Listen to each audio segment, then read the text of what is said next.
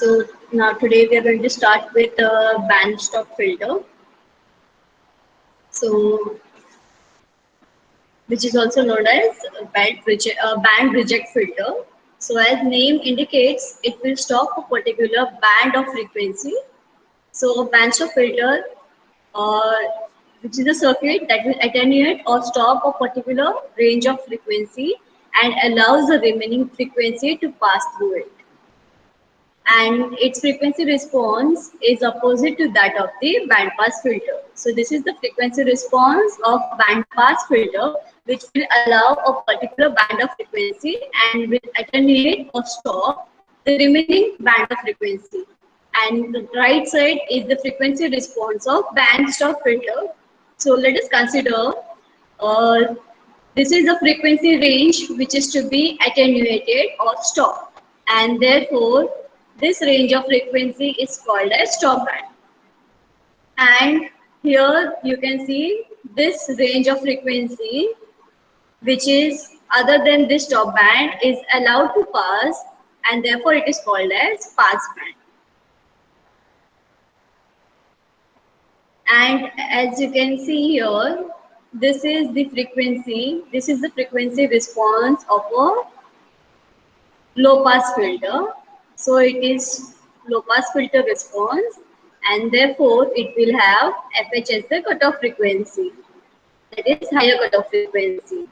And you can see this is the frequency response of a high pass filter, where the cutoff frequency is written as lower cutoff frequency, that is FN.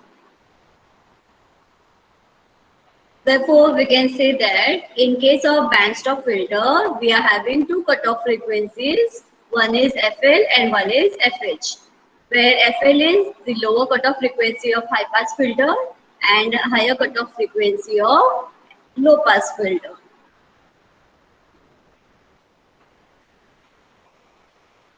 Now, this is the frequency response as we have seen for band stop filter, for the ideal band stop filter. So this is also known as band reject filter or band elimination filter, or sometimes it is called as notch filter. So in your syllabus it is specified the notch filter, which is we are going to see further two types. So this is an ideal frequency response, and the right side is the practical frequency response of a band stop filter. So because we will not have a range of frequency which is completely stopped after the cutoff frequency, right? So therefore, it will actually have a roll off, or the slope, it will reduce gradually, and this is what the frequency response which you are going to get practically. That's why it is called as practical frequency response. So the stop band will depend on, this is a stop band where it will depend, where it is again going to have to cutoff frequency, which is going to decided at 0.707 of maximum gain. So if this maximum gain is ABF, so 0.707 into ABF, at that line we will get the cutoff frequency where it will decide the stop band frequencies, right? So this is the practical frequency response. And depending on this frequency response, that is the roll-off rate, further this band stop filter has been divided into two types. One is wide band stop band filter, and or wide band reject filter, and narrow band stop filter, right? So as we have seen for band pass filter, there also we had two types, wide band and narrow band. So wide band pass filter, wide band stop filter is again two different things, right? Whereas here again we have narrow band stop filter and narrow band pass filter. So what is the difference that we are going to see? And in your syllabus they have specified to study about the notch filter. So which type of this band stop filter is called as notch filter, that also we are going to see, right? So we have seen the types of these band pass and band stop filters are defined based on the quality factor, that is Q, right? So that we are going to see. So typically this narrow band stop filter is called as notch filter, which we have specified here. So narrow band stop filter is called as the notch filter. It is whereas wide bandstop filter is popularly called as band reject filter or bandstop filter. So where the quality factor of wide bandstop filter is less than 10 and quality factor of narrow band is greater than 10. So first we will discuss about the wide band reject filter, where you will find the lower cutoff frequency should be greater than FH, as we have seen the frequency response, right? So in case of band reject filter, FL should be greater than FH, because this is the frequency response of high pass filter and this is the frequency response of the cutoff frequency of the low pass filter. So here we will require a high pass filter and a low pass filter, and these two frequencies should be connected to each other by a summing amplifier, where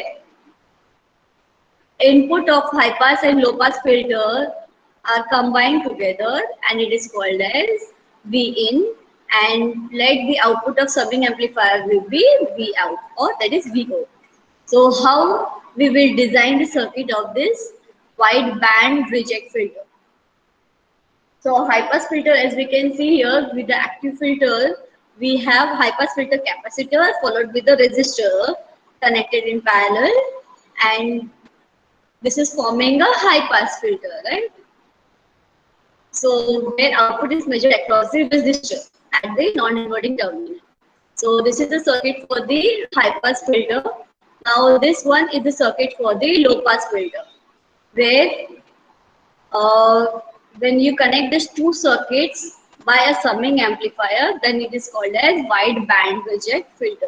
So hope you all know we have done individually everything, right? How should be the circuit of high pass filter, how should be the circuit of low pass filter, and how is the summing amplifier.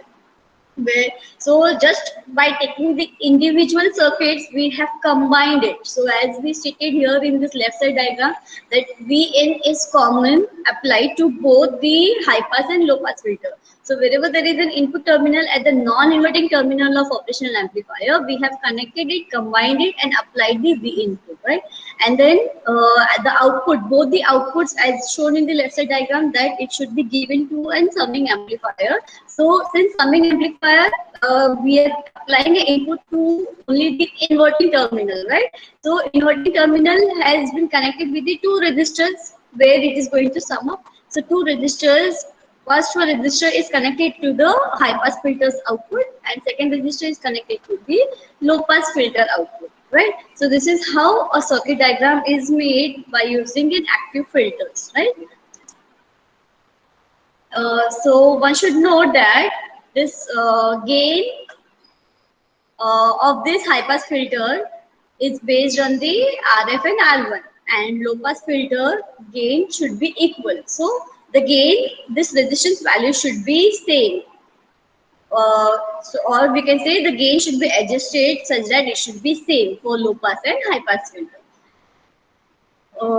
So this is the circuit and this is the summing amplifier circuit, where gain for this amplifier is taken as 1, where R2 will be equal to R3 will be equal to feedback resistance RF, and this RCOM will be a parallel combination of all this resistance. Now here we need to note that the cutoff frequency FL and FS should be different, and therefore the cutoff frequency for high pass filter based on this capacitor and resistor will, by selecting the capacitor and resistance value as C and R, and for low pass filter R dash and C dash will give you FH value. So the frequency response of a wide band reject filter will look like this, where this is our FH and this is FL, where FL is greater than the FH value, and therefore further we can decide the characteristics. So as we have already mentioned that AVF is the gain of HPF and ABF2 is the gain of LPF and it should be equal, right? So always we need to keep the gain of both the high pass filter and low pass filter same. And cutoff frequency, low cutoff frequency FL is 1 upon 2 pi RC, and higher cutoff frequency is calculated by using formula 1 upon 2 pi R dash C dash. Or we can say that it is 1 upon 2 pi R prime C prime. So the center frequency or the resonance frequency formula also we have seen, that is Fc is equal to under root of Fl into Fh. And the bandwidth is calculated as Fl. Now since Fl is greater than Fh, so it is written as Fl minus Fh, right? Whereas in band pass we have seen Fh minus Fl. So for wide band reject filter, it is given as Fl minus Fh. And the quality factor therefore can be calculated by using formula Fc by bandwidth. Okay, so this were the parameters which we need to know. So now we are moving further with narrow band reject filter, also called as notch filter. Where in this case the quality factor is greater than 10. Now the notch filter is applied to eliminate the single frequency. So as the name indicates, it is narrow band reject filter. So very narrow range has been rejected, or we can say a single frequency can be rejected. So let us consider that a 50 hertz frequency need to be eliminated by using the notch filters. So this type of noise uh, will operate power line. So 60 hertz of 50 hertz frequency can be rejected by basically using the narrow band reject filter. So it consists of two T-shaped network and it is referred as twin T network. So this two T-shaped network consists of two capacitors like this and a resistor, or two resistances like this and one capacitor. That's why it is called as two T-shaped network that can be connected like this. So here we can see this is one network where we have two capacitors and one resistors, C and R upon 2, whereas this circuit having R value and two C capacitors. So this is the second circuit, right? So there are two T-shaped networks connected, and it should be connected such a way we are applying these two inputs are connected to each other, and where these two outputs are connected to this other, and R by 2 and C by 2C capacitors are connected to ground. And further it is given to buffer circuit or a voltage follower circuit. So this is the voltage follower or the buffer circuit. Right. So we have applied input to the non-inverting terminal. Two T networks are connected to the buffer circuit or a voltage follower, so that we can get a notch filter. So remember that this is the frequency response of a notch filter, where this frequency is rejected, and this is called as FC, that is center frequency, or we can call it as a notch frequency, FN. So it can also be written as FN or FC, which is having the formula as 1 upon 2 pi RC, where this is the value of C and R in the circuit. So the center frequency as stated is also called as notch frequency FN. And this frequency is required to attenuate. So if we want to remove frequency of 50 hertz, then this 50 hertz frequency is called as notch frequency. So what are the applications of a band reject filter? So generally notch filter is used to remove a power line frequency hum. So power line frequency produces a humming frequency noise, right? So we need to remove that by using this notch filter. So these are used in high quality audio applications like public addressing system, or it can be used in the medical field applications for removing the noise which has been produced. As well as it is used in this type of filters are used in image and signal processing, so as to reject the noise in the images of a particular frequency. Okay, so this is what the applications which we have seen based on the notch filter or the band stop filter. Hope the circuit diagrams are clear. So please note down the circuit diagrams for band reject filter. First, write down the parameters.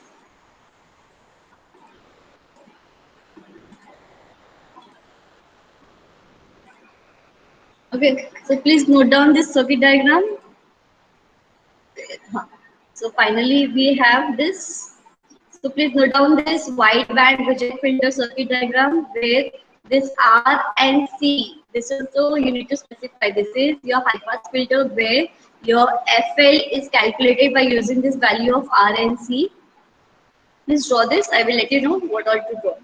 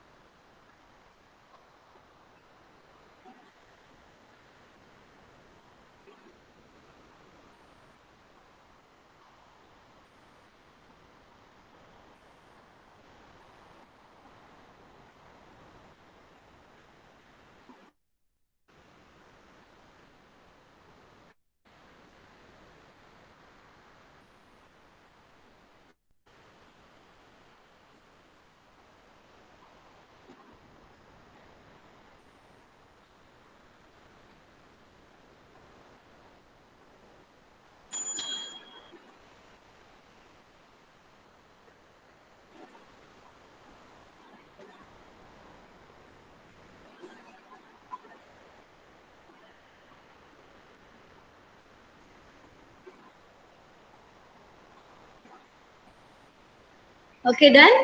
So note down the frequency response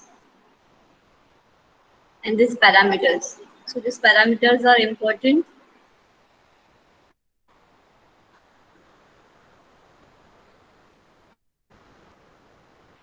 and this frequency response of wide band reject filter.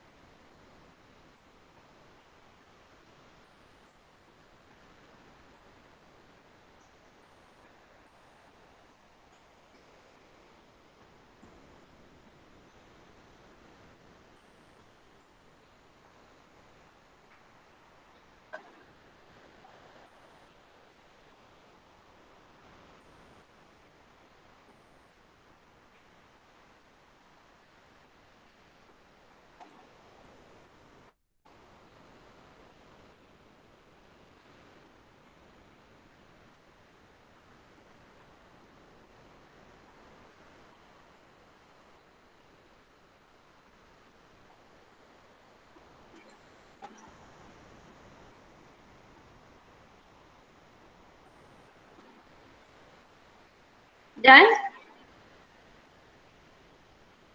Okay, then narrow band pass filter. Draw this circuit diagram for band notch filter.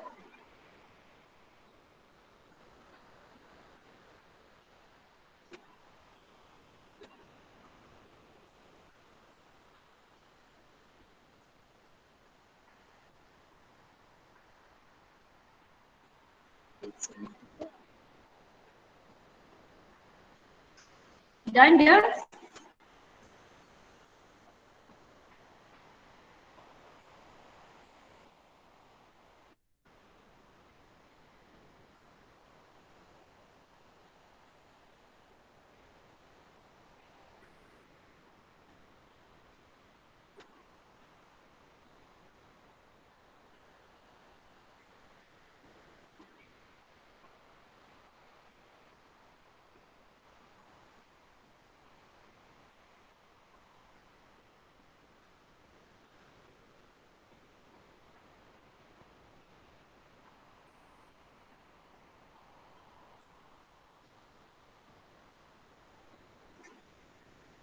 Done. So I hope you all have done this.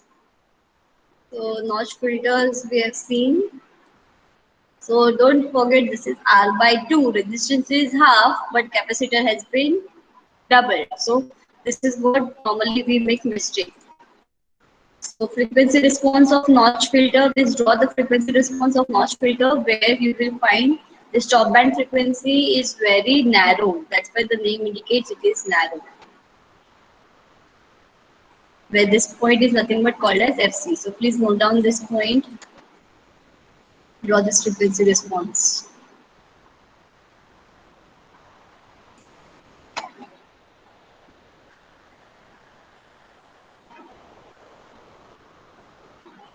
So this is where we end up with the filter. And the last topic of your module for this module 2 is oscillator. So we are going to start with oscillator. So in your syllabus, we are supposed to study about only two oscillator, that is RC phase shift and Wien bridge. So we will see that too. And then if time permits, then we will see the numerical on this band pass and band reject. So based on the formulas of HFC or how to design the values of the resistance, that is very important.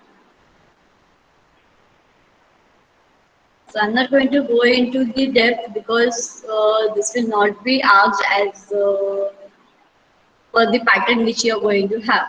But still, we cannot say, right? So I will just show you the numericals. So if you all are interested, then you can just go through the numericals or different numericals based on that topic. So should I first proceed with the numericals? So that filters पूरा खत्म हो जाएगा ना? क्या करना है बोलो? Numericals देखना है?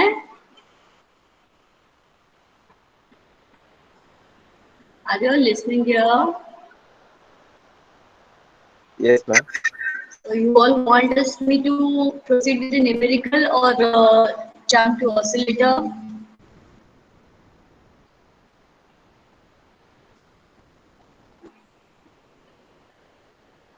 Oscillator. Okay. So done. So this was done with notch filter.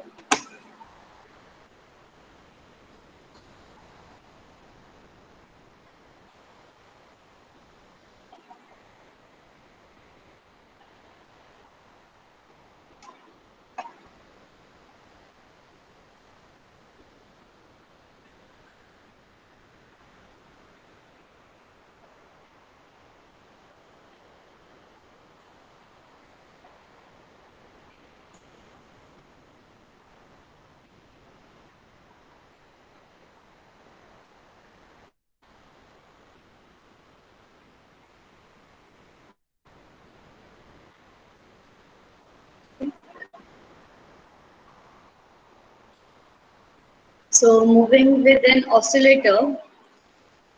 So we are going to see the electronic oscillator and we will learn about the basic principle of the oscillator. So the electronic oscillator are used in the wide range of applications. They are used in laptops and processes where they are generating the clock signals. So in frequency even they are used in the signal generators which is used in the lab to test the circuit. So these oscillators accepts the DC voltage and it generates the periodic AC signal of the desired frequency. Now the oscillator can be generate the frequencies from few hertz to few gigahertz. And the output of oscillator can be either a sinusoidal signal or a non-sinusoidal signal like a square wave and triangular wave. So in simple terms, oscillator circuit is nothing but an amplifier with the positive feedback. So let us understand the working principle of oscillator. So let us say some input sinusoidal signal is applied to this amplifier. So at the output, the input signal will be multiplied with this amplifier. And the output signal will be equal to the A times the input signal. So let us say this output signal is given as the input to the feedback circuit. So usually the feedback circuit is used to be a frequency selector circuit or a resonant circuit. And let us say the output of this feedback circuit is VF. So VF can be written as beta times output voltage. That is equal to A beta times input voltage. Right. So where here this beta is nothing but the feedback fraction. And it defines what fraction of the output voltage is given as a feedback to the input stage. If the phase shift, which has been introduced by the amplifier circuit, is 0, in that case, this feedback signal will be in phase with the input signal. So let us say this feedback signal is being added to the input signal. At that time, the input signal has been removed from the circuit. So this feedback signal VF will act as the input to the amplifier. So after removing the input voltage, whether we will get the sustained oscillation or not, that depends on the product of this A and beta. And that is not nothing but called as loop gain. So if this loop gain is less than 1, in that case, over the period of time, the output signal will die out. So in one particular circuit, if we consider that A beta is nothing but equal to zero point 0.9 and input voltage is equal to 2 volt of the sine wave. So whenever this input voltage passes through an amplifier in the circuit, then the input signal V will just a minute. Hello. इसका copper मेरे पास ये शायद मेरी थैली में रह गया.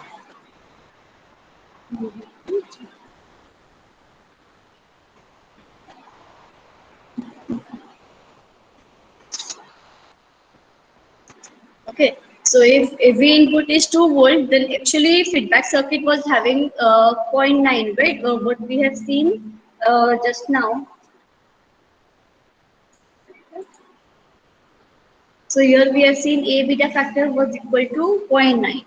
So this 0.9 is A beta for the particular circuit, and V in we have stated V in is 2 volt for that case. So if we are applying that input voltage with 2 volt to the circuit, okay, so we will say Vin is nothing but 1.8 volt, and this input signal passes through this loop, then the input signal will get reduced by the factor of 1.8 into zero point 0.9. So every time when this input signal passes through this loop, the amplitude of this input signal will reduce, and over the period of time, the oscillation in the circuit will die out. Similarly, whenever A beta is greater than 1, at that time the oscillation in the circuit will build up. So as we can see, in both the cases, we are not getting the sustained oscillation. And that is only possible when A beta is equal to 1. So when A beta is equal to 1, at that time, the feedback signal VF will be same as the input signal. So provided that input signal and the feedback signal have the same phase. So in that case, we can have sustained oscillation. So in oscillator, to get the sustained oscillation, there are two conditions. The first condition is the product of A beta should be 1.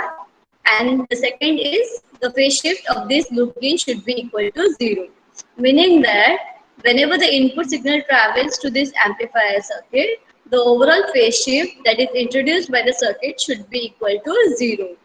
And these two criteria are known as the Barkhasen's criteria. So normally you have a short note questions to explain this Barkhasen's criteria.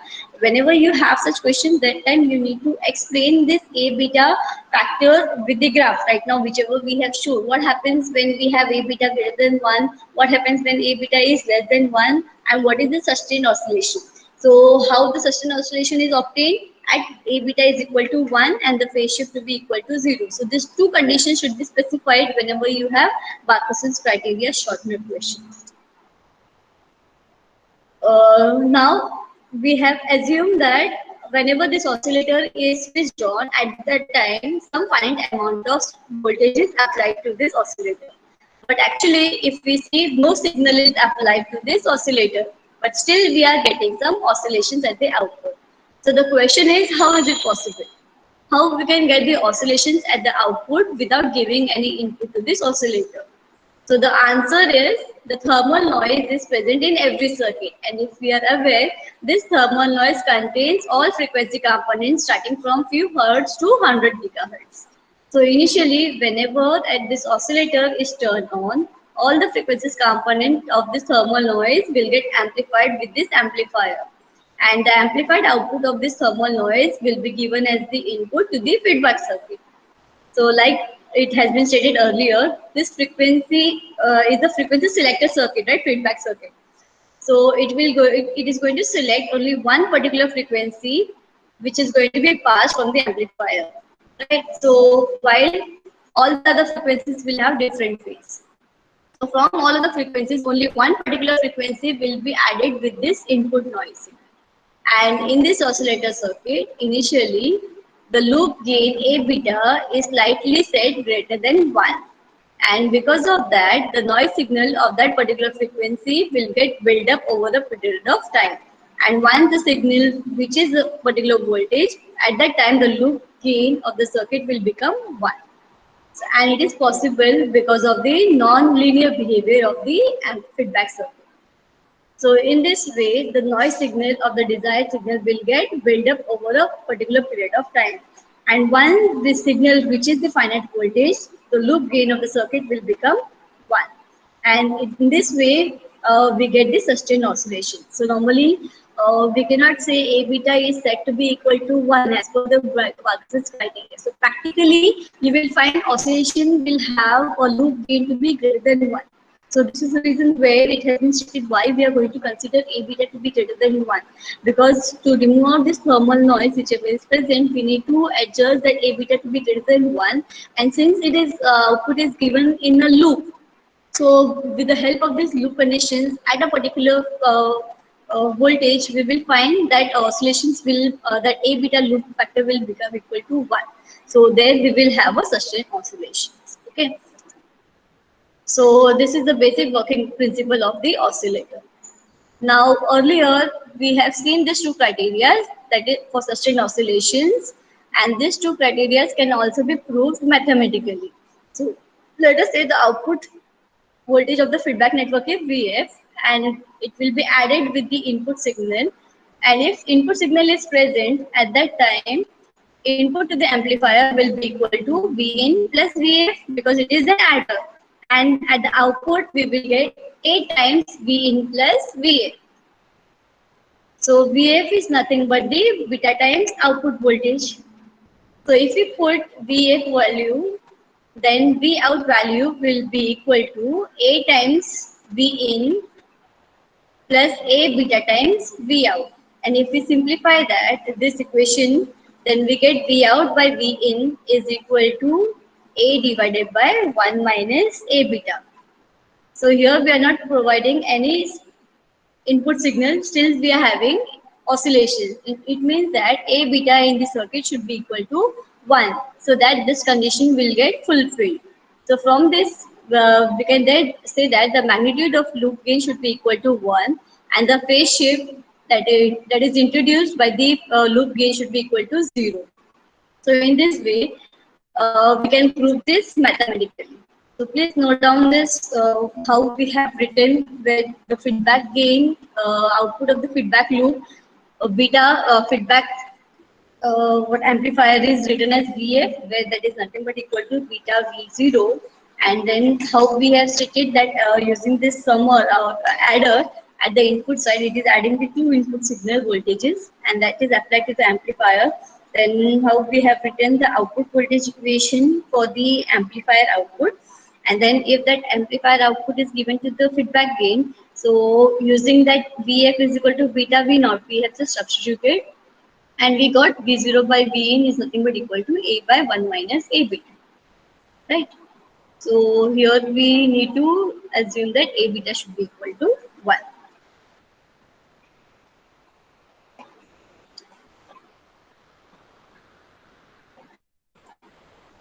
Okay.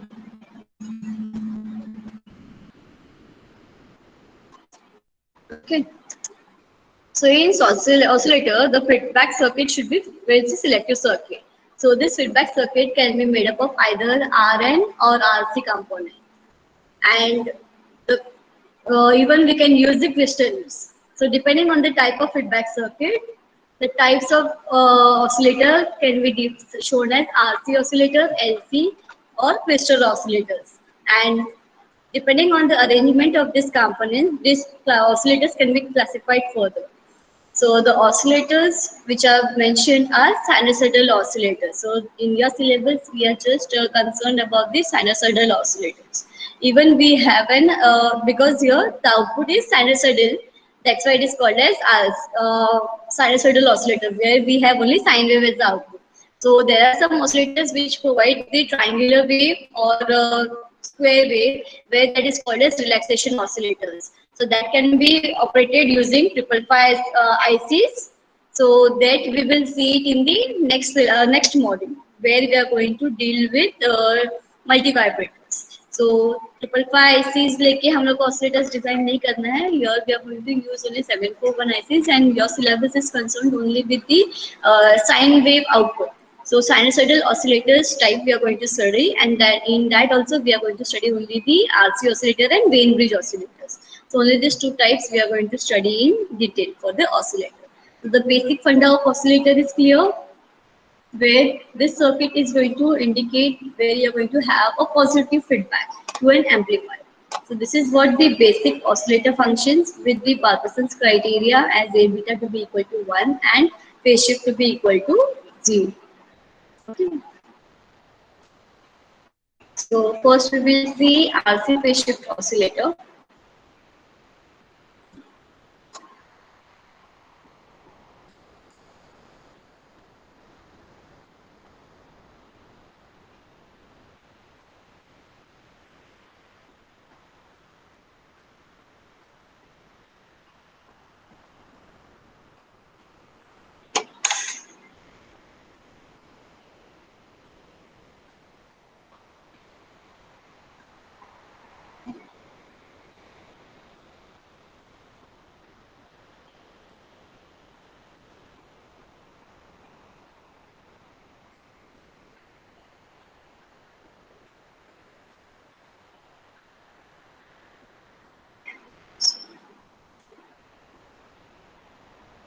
Hope it is clear whatever I'm showing you people.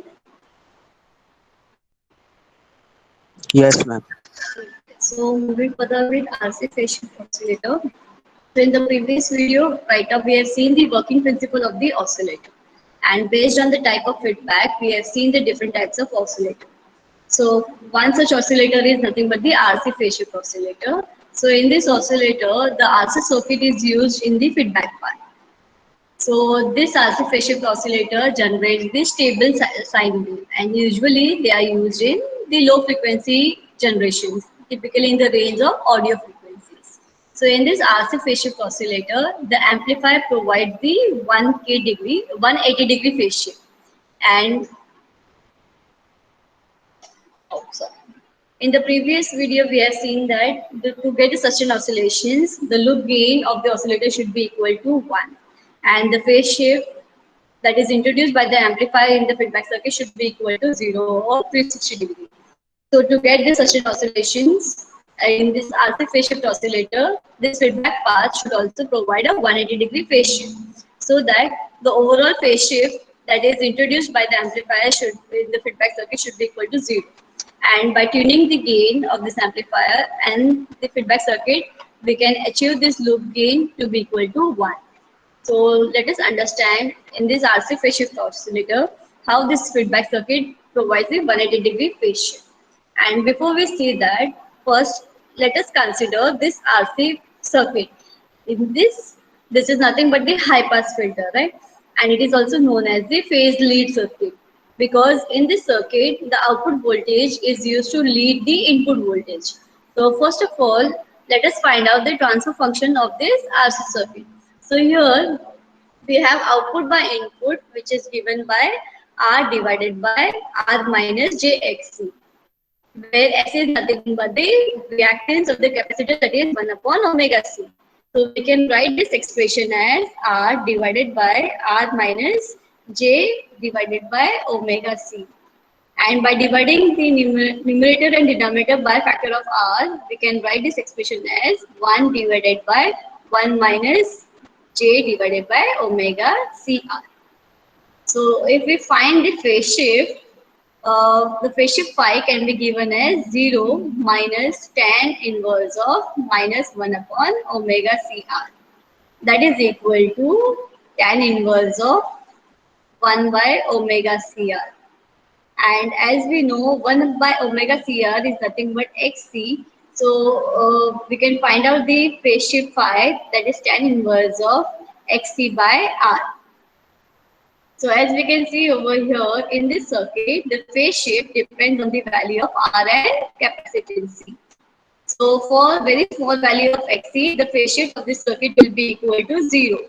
And whenever R is equal to 0, at that time, this term Xc by R will become infinite. So at that time, the phase shift that is provided by the circuit will be equal to 90 degrees. So in this way, this RC circuit will provide the phase shift between 0 to 90 degrees. And theoretically, to get 180-degree phase shift, we need to cascade the two circuits of RC network. So theoretically, it should provide the 90-degree phase shift, right? One is providing 90-degree phase shift. So the value of R should be very small, or theoretically it should be 0. But whenever R is 0, at that time, the gain that is provided by the circuit should be equal to 0. So practically it is not possible to achieve 180-degree phase shift just by using this two RC circuits. So in practical case, instead of two, we need to use more stages. So using three stages, it is possible to achieve 180-degree phase shift.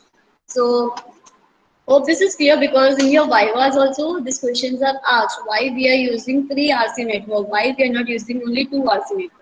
So as we have stated, when we want to use two RC network, each RC network should produce 90-degree phase shift. But to produce 90-degree phase shift, theoretically we can say, but practically when we want to have the resistance value, we cannot make it 0. So we cannot achieve that 90-degree phase shift. So that is the reason why we need to go for 3 RC network. So where each RC network will produce 60-degree phase shift. And the overall phase shift that will result into by using these three stages will be equal to 180 degree. But because of the loading effect of the other stages, the actual phase shift that is provided by each stage will be slightly different. But if we see the overall phase shift, then the overall phase shift will be equal to 180 degree. So in this way, by using the multiple stages, it is possible to provide 180-degree phase shift. And in practical RC phase shift oscillator, usually more than 3 RC networks are used to make it stable. For example, what happens if we use the 4 stages, then each stages will provide the 45-degree phase shift. So combining all the 4 stages, we can get the 180-degree phase shift. So in this RC phase shift oscillator, the amplifier is used in inverting configuration, which provides 180-degree phase shift. And through this feedback circuit or through this RC stages, remaining 180 degree is introduced. So the overall phase shift that is introduced by an RC phase shift oscillator is 0 or 360 degree. And by adjusting the gain, we are going to have loop gain of unity, that is 1. So this is how the RC phase shift oscillator circuit diagram. So please draw this circuit diagram where we have connected this high pass filter circuits, right? Where these capacitors are connected in serial, and parallelly we have our resistance connected to ground. And this is the amplifier which is connected in inverting amplifier. So since it is converted, it is an inverting amplifier which is producing 180-degree phase shift. So we, according to Parkinson's criteria, we don't want any phase shift. We want phase shift to be equal to 0. So to cancel out this phase shift, we are connecting the feedback circuit which is going to produce additional 180-degree phase shift. So at the output, this 180 degree and minus 180 degree will cancel out, and then the output phase shift will be equal to 0 as per the Parkinson's criteria. So this is the circuit diagram for RC phase shift oscillator.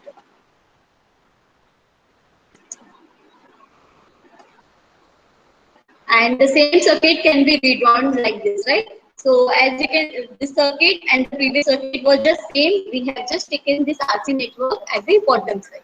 उतना ही difference है, और कुछ difference नहीं है. Okay.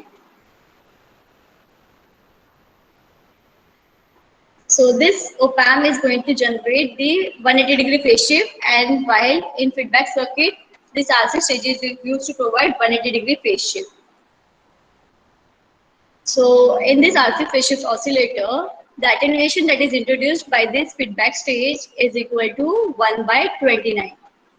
So to you get a unity loop gain, the gain that is provided by the OPAMP should be equal to 29. So this circuit will provide a unity gain only at one particular frequency. And at only one particular frequency only, the overall phase shift of the circuit will be equal to 0. And if three stages are used, then this frequency can be given by the expression 1 upon 2 pi RC times under root of 6. So at this particular frequency, only the loop gain of the circuit will be equal to 1, as well as the overall phase shift of the circuit will be equal to 0 degree. And if more than 3 stages are used, then in general, for n number of stages, this frequency f can be given by the expression 1 upon 2 pi RC times under root of 2L. So if four number of RC stages are used, in that case, this expression of f will be equal to 1 by 2 pi RC times under root of 8. And for three stages, it will be equal to 1 by 2 pi RC times under root 6. So there sometimes there is a question asked related to RC phase shift oscillator to derive the expression for frequency response. So this frequency response, how we resulted f is equal to 1 upon 2 pi RC under root of 6 for this 3 RC network, that short note questions are asked in your examination. Okay, so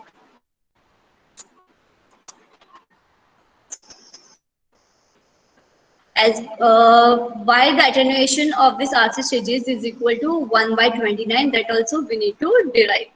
So I guess derivation we will do in next lecture because it's almost 9:57. Okay, so we will see the derivation of RC phase shift oscillator in next lecture.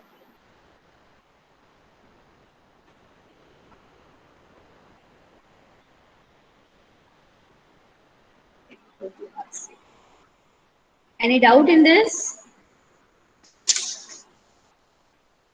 No, ma'am.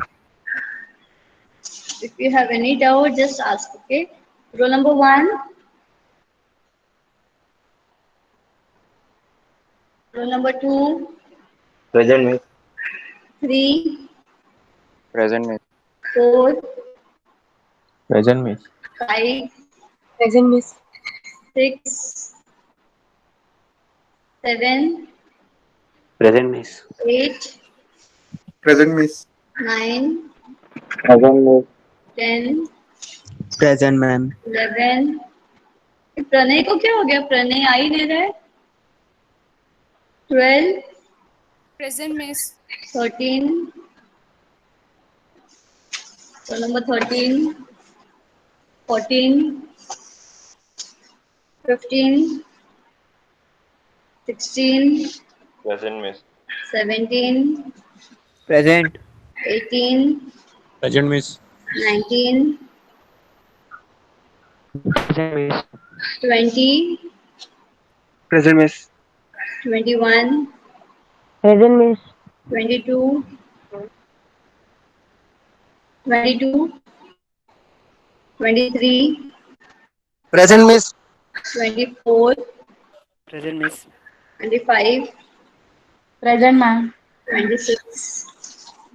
Roll number 1, roll number 6, roll number 11, 13, 14, 15, 22, and 26 are absent. So you all can leave, join your next class.